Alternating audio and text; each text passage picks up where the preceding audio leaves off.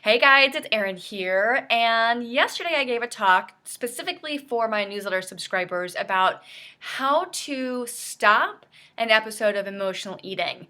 And I provided a really great tool, a meditation, an active meditation actually, that will help you to make a better decision instead of diving into the bag of cookies or ice cream or chips or whatever it is. And if you aren't a subscriber, you really missed out on that. We had a really great conversation. So make sure you go to erinhuggins.com and subscribe to the newsletter. But today I'm going to give you a little bit of a peek into that conversation that we had. First of all, it's really important for you to actually determine that what you're doing is emotional eating. I think a lot of women actually confuse overeating at the end of the day, especially. Let's say at night, you're overeating at night. With emotional eating. And first of all, I want to make a distinction. You know, a lot of women are not eating enough food. Okay, so if you're not eating enough food throughout the day and you have a pattern of nighttime eating that you have labeled emotional eating, then you are misunderstanding a physiological response to undereating. Okay, so you want to make sure, first of all, that you're eating enough food. A lot of women just are not eating enough food. They're not taking care of their bodies. They are ignoring their body's needs during the day. And then at night, they have a physiological reaction or response that looks like binging or emotional eating. Now, sometimes it is emotional eating, but there's a lot of confusion happening. A lot of times, it's really your body is starving. And at the end of the day, it's saying, please give me food. I need food. I'm not being supported here. And thank God your body is so brilliant and beautiful and genius and amazing that it gives you a signal and forces you to eat enough food. Now, of course, binging at night, overeating at night, that is a physiological response in some cases to not eating enough food during the day. But that's really not a healthy pattern of behavior. That's not healthy behavior. So, first of all, I want you to make sure you're eating enough food. Track your calories. I know it's taboo to count calories these days, and there's a lot of stuff out there that says that calories don't count, calories don't matter, but they do matter. They do count. And especially if you're under eating. So if you're only eating 800, 900, 1,000 calories a day, but you have no idea because you haven't tracked your calories, that's a problem. You need to know that the food you're bringing into your body, you need to make sure you're eating enough food to support the metabolic demands of being alive, let alone thriving. So I don't recommend calorie counting in the long term. But in the short term, depending on your goals, specifically in the conversation about overeating, nighttime eating, emotional eating, it's really important that you understand how many calories you're taking in a day to make sure, first of all, that you're getting enough food. Okay, so if you haven't tracked your calories in a while, go to MyFitnessPal. I think it's myfitnesspal.com. And they're going to, when you sign up for an account, I'm not affiliated with them. I just use this with my clients. It's a really great database. So go ahead and sign up and just ignore all the questions about weight loss and how many calories you're supposed to be eating to lose weight. You want to see if you're eating enough. And then track your calories for a couple of weeks. I bet you'll be surprised. And I want you to just notice if you're not eating enough food, then reverse it. Start to have a little bit more food for breakfast and try to eat a bigger lunch. And after doing this for a few weeks, your physiology will start to shift. And you'll notice that you're not going to be nighttime binging or overeating at night. Okay? So now, for those of you who you're eating emotionally, I want to support you with an active meditation. Meditation is actually scientifically proven to down-regulate anxiety and stress. And we eat emotionally when we're stressed, right? When we're trying to avoid discomfort. food can give us immediate comfort. And as a mom, I know this to be true because, when my baby's teething, I might nurse him from time to time, even though it's not meal time, to provide him with some comfort.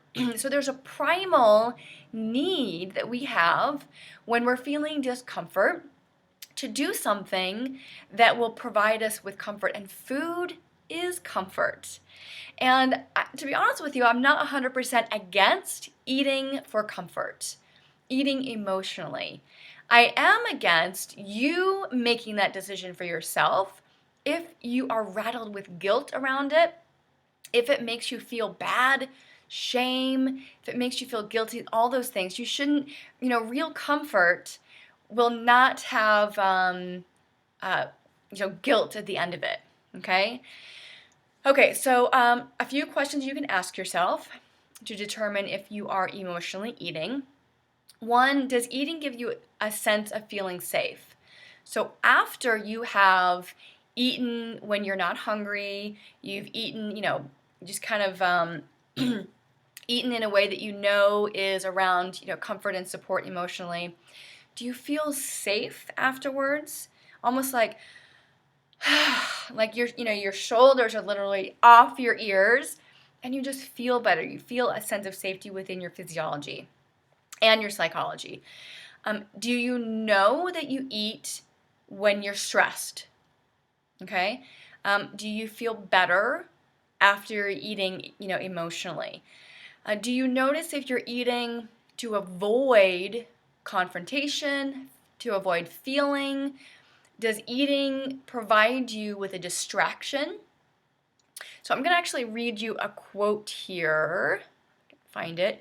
Hans Selye, he said, "Many a person eats for lack of anything better to do, or as an excuse for not doing anything better. Besides, a stomach full of food also soothes by draining the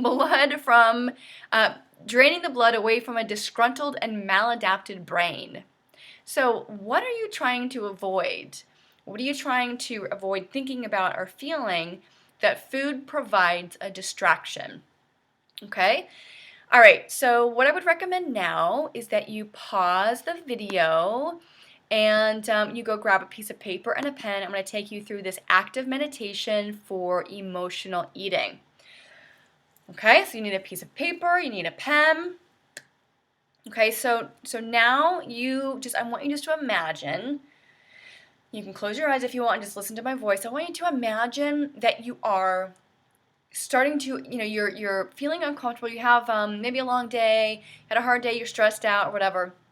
You're not hungry.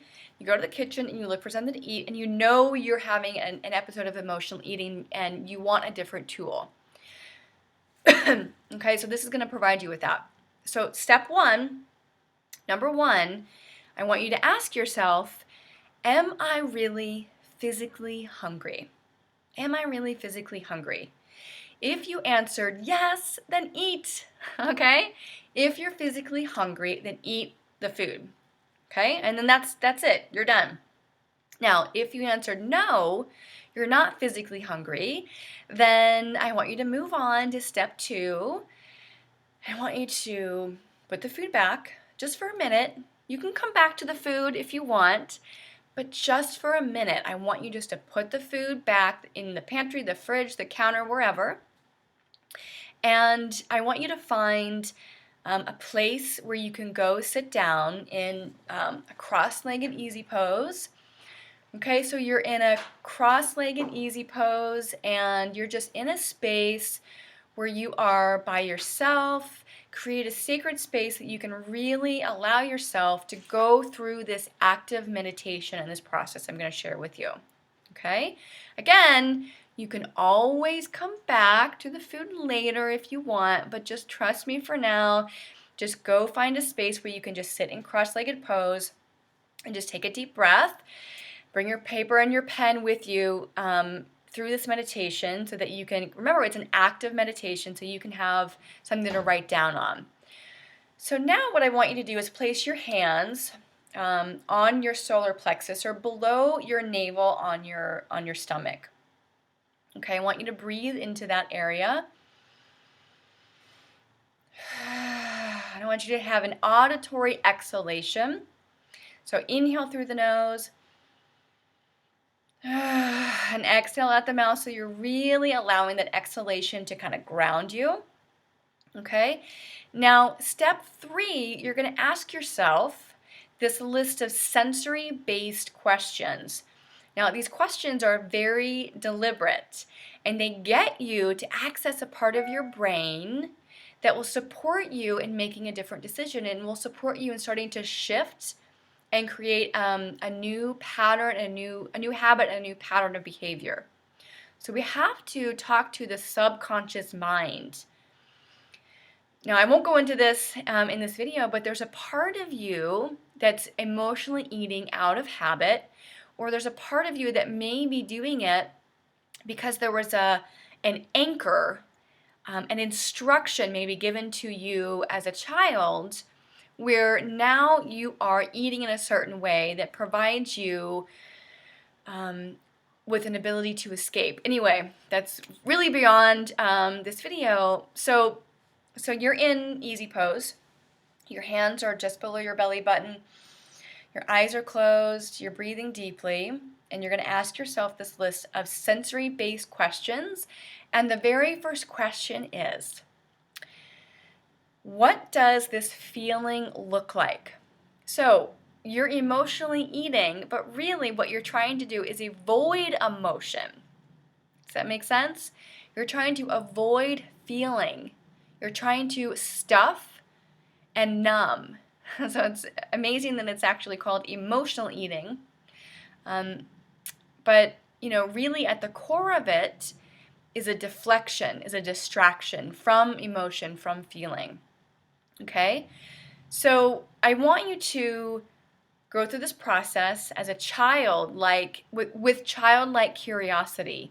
Children are very curious. So don't judge, all right? I want you just to be open and curious about what comes up. So if this feeling looked like something, what does it look like? So I want you to write it down. So for example, my feeling looks like it looks like a ball. It's kind of almost like what we use in Pilates or our physical therapy, those little squishy balls that sometimes we put between the knees. Anyway, my feeling looks like a ball. So what does your feeling look like? You want to write that down. The next question is auditory external. So this is the sound that that might be associated with this feeling. What does the feeling sound like? For me, this feeling looks like a squishy ball. It's actually purple, and it sounds crunchy. Like when I squeeze it, it has like a crunchy sound to it. Okay? The next question is auditory internal. So go inside and ask yourself, what is my thought about this feeling? What's my internal dialogue or thought about this feeling that's coming up while I'm doing this process? And I would say that this squishy purple ball that sounds kind of crunchy when I push on it, kind of like it's like full of styrofoam. It sounds like I hear myself saying I'm lonely. So that's my internal thought or dialogue. And then the next thing is kinesthetic, and kinesthetic is where the sensations you have in your body. So where do you feel this feeling in your body? Okay, so locate a place in your body that might be associated with this feeling. Okay, so remember, my feeling looks like a small purple physio ball, and it's crunchy. It sounds kind of like crunchy styrofoam. And my internal thought or dialogue about that is that I feel a little lonely. And I feel this right here. right here below my throat and my chest. Okay? So now what I want you to do is just close your eyes. Those are the 3 questions I want you to ask yourself, and close your eyes. And again, I want you to externally breathe, or breathe with a sound, so that exhalation has a sound to it. Okay? So you're really releasing, you're grounding. And so I want you to notice, after doing that process, you're just going to continue to breathe for a little bit. If you feel like, a little bit like something has shifted, something kind of is like, shifted a little bit internally, and you feel a little bit more open, you feel better, you feel an immediate release of stress or down regulation of anxiety. And now if you, actually there's one more thing. Step 5 is, I want you to ask yourself, what am I really hungry for? Okay, so step 5, you're going to write down in your paper that you're bringing with you to the meditation, what am I really hungry for? So during that process, I discovered that I was hungry for companionship, because if I was feeling lonely and I'm reaching for cookies or ice cream or whatever, that's not really what I want. What I want is companionship. I was, feeling, and this is all just an example. So it's going to be different for you. So ask yourself, what am I really hungry for? Is it comfort, companionship, love, acceptance, adventure? So I am actually hungry for blank, fill it in. Now I want you to spend a few minutes to think about 5 appropriate ways you can get comfort, love, adventure, companionship, connection, etc. And after you do this whole process, you're going to have 5 new tools, brand new tools that you can use right away instead of eating when you're not hungry. Because at some point, remember that you chose to eat because it gave you a sense of comfort. But now that choice doesn't feel good. So if you're feeling shame or guilt around it, it's time for you to find a new tool, because that means that that tool you used to use no longer works for you. All right? So I want to just share with you a quote from Janine Roth. If you don't allow a feeling to begin, you also don't allow it to end. And that's Janine Roth. She's amazing. Look her up. Anyway, so that is your meditation to end emotional eating. And I promise you, if you do this process, you will feel immediately better. And I bet you will have completely forgotten all about that food that you were reaching for before, because now you have 5 brand new tools, and you've really centered and grounded yourself. Just through the process of doing the meditation alone will support you in down regulating that stress or anxiety, and it'll support you in creating a new shift in your perspective, but also a healthy new habit. Okay, much love, you guys. I hope you enjoyed the video. If you enjoyed the video, please share the video. If you're new, go ahead and click that subscribe button. Lots of love to you guys, and I'll see you soon. Bye-bye.